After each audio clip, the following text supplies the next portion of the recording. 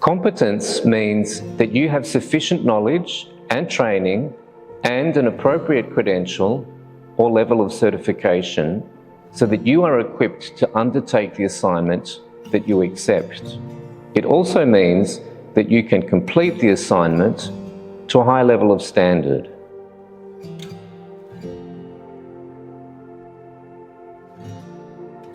Regular reflection on your competence level is part of your professional practice. You may often find that you don't know certain terms or phrases in one language or the other. This means that you're always working on your active vocabulary, command of both languages, and how to replicate speech or texts into the other language the same way the source speaker or writer expressed it.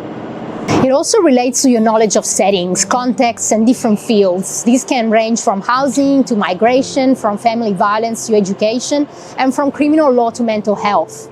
Interpreters and translators are constantly working on maintaining and extending their skills. Many interactions and texts we work with require a high level of competence.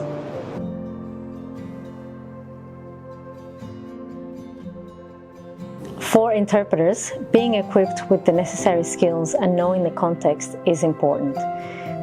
It means that the interpreter or translator informs themselves as much as possible about the assignment before actually going ahead with it.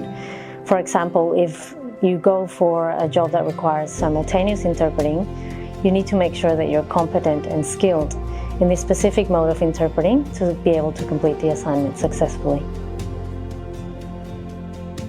So another example would be that courts require specific protocols. If you're being asked to interpret at the Supreme Court, you wouldn't be competent to complete this assignment if you've never worked in that environment before or never been trained to work in that kind of environment.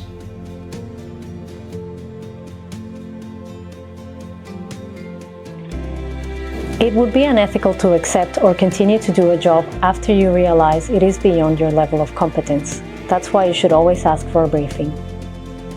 To avoid the possibility of the translator taking on a translation that is beyond their competence level, it's good ethical practice for translators to request citing the text or at least a sample of it before committing to translating it.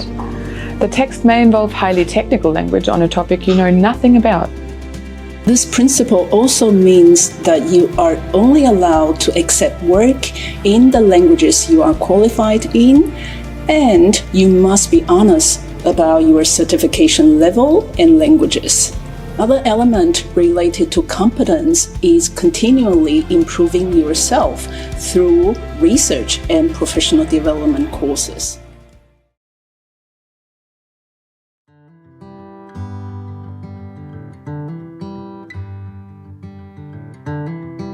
I need to feel confident in the interpreters that I work with.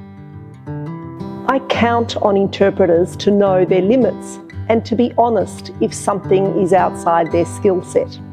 That kind of self-awareness is essential for all professionals. Clinicians need to trust the skill level of interpreters they work with. We expect them to have enough self-awareness not to take on work beyond their capabilities. If during a consultation the interpreter realizes that they are unfamiliar with concepts and terminology used, they can explain this to the clinician or ask for clarifications. At St. Vincent's, it is well understood that asking for clarifications is not a reflection of the interpreter competency. This is ethical practice in the full sense of the word, identifying the limitations even after accepting an assignment, working openly and transparently. This is not easy, but this is what the Code of Ethics requires language professionals to do. Competence means having the necessary training, certification, and knowledge to do the job. It also means being honest about your qualifications and continually working to improve your skills.